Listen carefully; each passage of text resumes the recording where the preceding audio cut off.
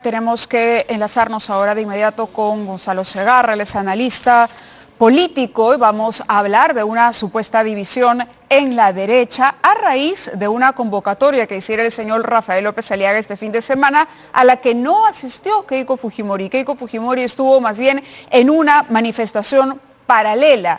Y esto para muchos es una interpretación de que Fuerza Popular estaría tomando distancia de esa derecha extremista representada por la figura de Rafael López Aliaga. Gonzalo, muy buenas noches y gracias por estar con nosotros. Buenas noches, Mayla. ¿Cuál es tu lectura respecto a lo que está ocurriendo en estas fuerzas que deberían constituir una oposición al gobierno o al eventual gobierno de Pedro Castillo? Bueno, es meramente especulaticia, la verdad, ¿no? Yo no tengo información realmente privilegiada para saber esto, pero sí creo que hay algunos factores que hacen más o menos, pues, interpretable lo que pueda estar pasando. Y tal vez el primer factor es que, como se están desarrollando las cosas, pues se acabó de alguna manera la conjunción de intereses que pudieran tener la señora Fujimori y el señor López Aliaga, o la señora Fujimori y esta derecha un poco más radical, o que yo he llamado alguna vez ultramontana, ¿no? En el sentido de que el señor López Aliaga claramente tiene sus propias aspiraciones presidenciales, primero para ser alcalde y luego presidenciales, y cuando se va decantando que cada vez es menos probable que la señora Fujimori sea proclamada presidenta, pues el espacio de liderazgo de la derecha se lo vuelven a disputar. Entonces no necesitan pelearse para que sus intereses se desalineen y entren como en una disputa, ¿no?, implícita por copar ese lugar en el liderazgo de lo que podría ser, digamos, la oposición, ojalá democrática, a un gobierno izquierdista de Castillo, ¿no? De acuerdo, tú entonces justificarías esto a las agendas particulares de cada uno y no más bien a una pelea donde dirías no hubo realmente una unión en algún momento.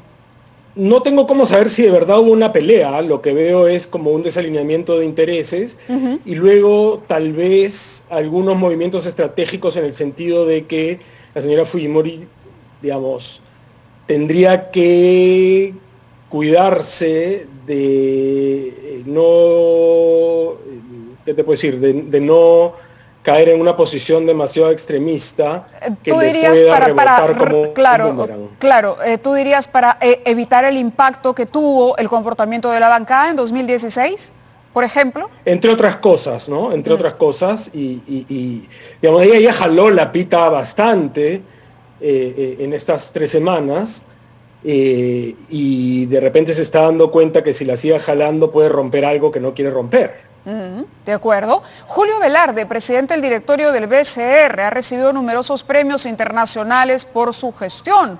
En 2015, únicamente para mencionarles, la revista internacional The Banker del grupo editorial Financial Times lo distinguió como banquero central del año a nivel global.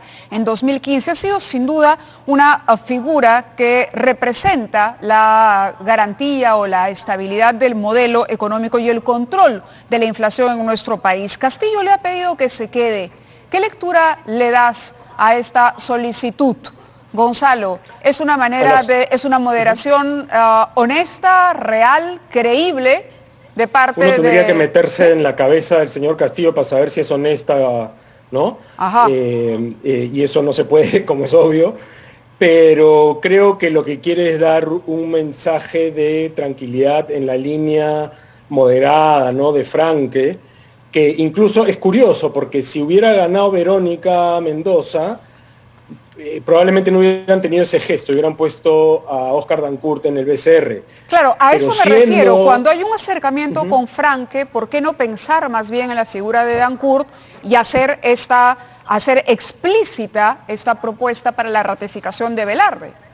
Porque porque es mucho más necesario un gesto, o sea, se necesita un gesto más radical de tranquilidad, ¿no? de moderación que el que implicaría a Dancourt, por estar Castillo mucho más a la izquierda que Verónica Mendoza en la percepción. Entonces, lo que se quiere es como quitarle piso a la imagen no del todo arbitraria de que Castillo es comunista. Entonces, claro, cuando tienes un comunista que le dice a Julio Velarde que se quede, se vuelve menos creíble que sea comunista. Entonces creo que por ahí va la jugada. Falta ver si el doctor Velarde va a aceptar o no. Creo que por lo pronto ha hecho una cosa muy inteligente, que es decir, lo voy a pensar, y eso ha tranquilizado bastante los mercados. Bueno, hoy hemos visto una baja en el tipo de cambio que para muchos tiene su explicación en esa respuesta de Velarde. Lo voy a pensar, porque Velarde pudo ser tajante. Ya había anunciado una suerte de despedida hacía poco. Sin duda tiene su explicación en esa respuesta de Velarde. No me queda la menor duda de que es así. Pero claro, tampoco se querrá comprometer. No sé hasta qué punto está en posición de pedir, no digamos condiciones, pero sí algunas garantías, ¿no? Porque, por ejemplo, es que si subsiste la pretensión para mí nefasta y francamente antidemocrática e inconstitucional de Castillo de querer llamar una asamblea constituyente, pues todos los candados que protegen al BCR vuelven a estar en peligro, porque claro, el BCR tiene como sustento de su independencia pues la Constitución. Y si la Constitución vuelve a estar en entredicho y en peligro, entonces vuelve a estar en entredicho y en peligro la independencia del BCR. Entonces es un círculo vicioso. De acuerdo. Entonces tendría que garantizarse que primero que la Asamblea Constituyente, si es que cabe tal cosa, no se convocará por fuera de la Constitución, lo cual exigiría pues un nivel de coordinación y negociación política enorme con el Congreso entrante, y que aquellos cambios que se hagan, pudiendo incluso afectar el modelo económico, no deberían en ningún caso afectar la independencia del banco.